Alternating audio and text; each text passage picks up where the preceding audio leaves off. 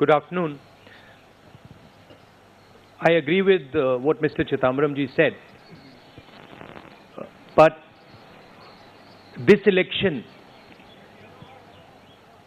is about those who are trying to destroy the constitution and destroy democracy in this country versus those who are trying to protect the constitution and protect democracy in this country. We do believe that it is very important,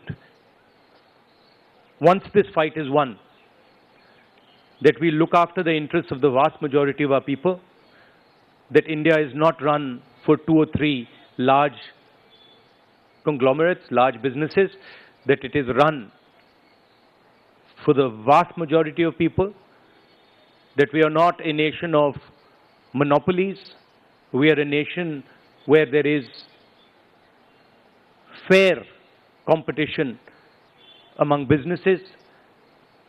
So I think it's important to understand that this தனிப்பட்ட ஓரிருவர்களால் நடத்தப்படுகிற நாடு அல்ல, ஓரிரு கார்ப்பரேட்டுகளால் நடத்தப்படுகிற நாடு அல்ல. வணிகம் என்பது அனைவருக்கும் சொந்தமானது. In Hindi sir, ये जो चिदम्बरम जी ने कहा उससे मैं सहमत हूँ, मगर ये जो चुनाव है, சிதம்பரம் அவர்கள் சொன்னதோடு நான் ஒத்து போகிறேன். இந்த தேர்தல் ஜனநாயகத்தையும் அரசியல் சட்ட அமைப்பையும் காப்பாற்றுவதற்கான தேர்தல் இது. जो कॉन्स्टिट्यूशन पर आक्रमण कर रहे हैं, என்டிஏ அரசும் மோடி அரசும் आक्रमण कर रहे हैं, அரசியல் சட்ட அமைப்பு மீது ஆக்கிரமிப்பு செய்கிறார்கள், நிறுவனங்களை கையகப்படுத்துகிறார்கள். ஆனால் இந்தியா கூட்டணி அரசியல் சட்ட அமைப்பை காப்பாற்ற நினைக்கிறது, ஜனநாயகத்தை காப்பாற்ற நினைக்கிறது. मेरा सवाल मैडम सोनिया गांधी से है. मैम, अगर आपसे सवाल, राहुल जी, आपने ओपीएस को लेके लगातार जो है झंडा बुलंद किया है. तमाम सरकारें आपकी, उन्होंने ओपीएस का वादा किया था. चिदम्बरम साहब, you had promised OPS and in Himachal and Rajasthan you implemented OPS, but in the manifesto the OPS scheme is missing. So is there is there a introspection that it's not viable economically? Is it that? It's not missing as such. It's very much on our minds. But please remember the developments that have taken place in the last 4 months. The government has appointed a committee headed by the Finance Secretary to review the NPS and the demand for OPS and to find a way in which the objectives of OPS can be financed by a old pension முறை, பழைய pension முறையை நீங்கள் அமல்படுத்துவதாக சொன்னீர்கள். அது இந்த தேர்தல் அறிக்கையில் இடம்பெறவில்லை. அதற்கு சிதம்பரம் அவர்கள் சொல்லும் பதில் என்னவென்றால், அண்மையில் அரசு ஒரு குழுவை அமைத்திருக்கிறது. புது பென்ஷன் திட்டம், பழைய பென்ஷன் திட்டத்தை பற்றி ஆராய்வதற்காக அந்த குழுவின் அறிக்கை வெளியே வர வேண்டும். அதை நாங்கள் ஆலோசனை செய்ய வேண்டும். அதற்கு பிறகுதான் எங்களுடைய நடவடிக்கை என்ன என்று சொல்ல முடியும். ஆனால் இந்த பழைய ஓய்வூதிய திட்டத்தை கொண்டு வருவது என்பது எங்களுடைய மனதிலே இன்னும் இருக்கிறது. मेरा सवाल राहुल जी आपसे. राहुल जी, हेलो. राहुल जी, सीधे सीधे इधर, फ्रंट. सवाल आपसे यह है कि 2014 में जैसे ही मोदी सरकार आई थी, आपने एक बयान दिया था और आपने ये कहा था कि देखते जाइए धीरे धीरे कॉन्स्टिट्यूशनल इंस्टीट्यूशंस जितने भी हैं देश पे, उस पे आरएसएस और बीजेपी का कब्जा हो जाएगा. अब आप ये कह रहे हैं कि हो चुका है और आप कह रहे हैं कि हम कानून भी लाएंगे. क्या आपको ऐसा नहीं लगता राहुल जी कि ये जब आप करेंगे तब बीजेपी आपके ऊपर ये आरोप लगाएगी कि चूंकि केसेस जो है या पूछताछ विपक्ष के नेताओं से ज्यादा हुई, इसलिए प्रतिक्रिया में लाया गया रेशनरी लॉज अमेंडमेंट होंगे ये?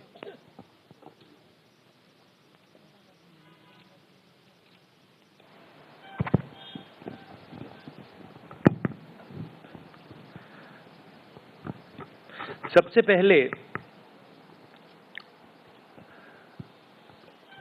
ये समझना होगा कि हिंदुस्तान के राजनीतिक स्ट्रक्चर में हो क्या रहा है।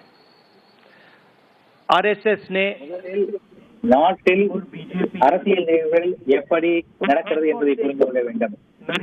ஆர்எஸ்எஸ் மற்றும் பிஜேபி, முக்கியமாக நரேந்திர மோடி அவர்கள் उसका फाउंडेशन क्या है, उसकी नींव क्या है, அவர்கள் வைத்திருக்கின்ற அந்த திட்டத்தின் அடிப்படை என்ன என்பதை புரிந்து கொள்ள வேண்டும். नरेंद्र मोदी जी ने जैसे अदानी जी की मोनोपोली है पोर्ट्स पर, इंफ्रास्ट्रक्चर पर, डिफेंस में, वैसे நரேந்திர மோடி அவர்கள் அதானி அவர்கள் ஒரு மாபெரும் தொழில் நிறுவனமாக விமான நிலையங்கள், துறைமுகங்கள் போன்றவற்றை கையகப்படுத்துவதன் மூலம் அதானி அவர்கள் ஒரு தனி பெரும் முதலாளியாக மாறியிருக்கிறார். एक प्रकार से पॉलिटिकल फंडिंग, एक्सटॉर्शन से, धमकी से, प्रेशर से बनाई है. நரேந்திர மோடி அவர்களும் பிஜேபி அரசும் எல்லாரையும் மிரட்டி தேர்தலுக்கான நிதியை திரட்டி இருக்கிறார்கள்.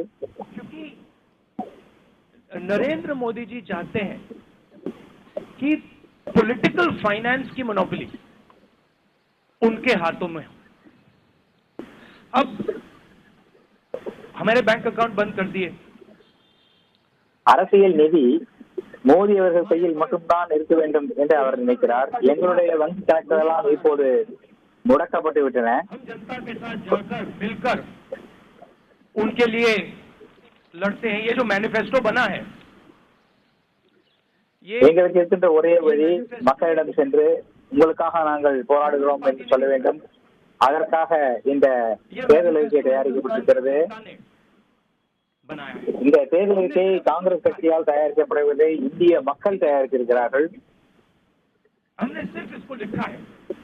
जो किसानों ने हमें बताया, खड़गे जी को बताया, मुझे बताया, बाकी नेताओं को बताया, वो हमने लिखा है. चाहे वो விவசாயிகள் எங்களிடத்திலும் கார்கே இடத்திலும் பிற தலைவரிடத்திலும் என்ன சொன்னார்களோ அதை நாங்கள் எழுதியிருக்கிறோம். हजारों लोगों से बात करके हमने ये हिंदुस्तान की आवाज है, ये लिखी है. ஆயிரக்கணக்கான மக்களின் मगर जो राजनीति में आज हो रहा है वो क्लियर है.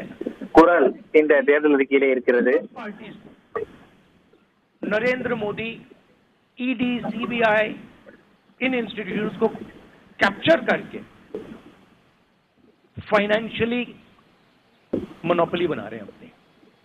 और நரேந்திர மோடி இடி, சிபிஐ போன்ற நிறுவனங்களை கைப்பற்றி ஒரு தனி ஆட்சி கொண்டு வந்திருக்கிறார். किसने एक्सटॉर्शन किया है, किसको कॉन्ट्रैक्ट दिया है, कॉन्ट्रैक्ट देने के बाद उसने कितना पैसा दिया है, वो पूरी ब्लूप्रिंट, पूरी की पूरी ब्लूप्रिंट इलेक्टोरल बॉन्ड्स में लिखी हुई है. तो नरेंद्र யாரை மிரட்டினார், யாரிடமிருந்து பணம் வாங்கினார் என்பதெல்லாம் இந்த தேர்தல் பத்திரங்கள் மூலமாக வந்திருக்கிறது. तो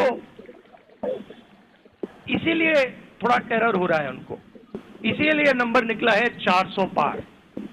इसलिए ये महाराष्ट्र में हमारे नेता ले जा रहे हैं, हरियाणा में सब हमारे नेता ले जाएंगे. எங்களுக்கு பயம் ஏற்படுகிறது. அவர்கள் இதனால் தான் 400க்கு மேல் வெல்ல வேண்டும் என்கின்ற முழக்கத்தை வைக்கிறார்கள்.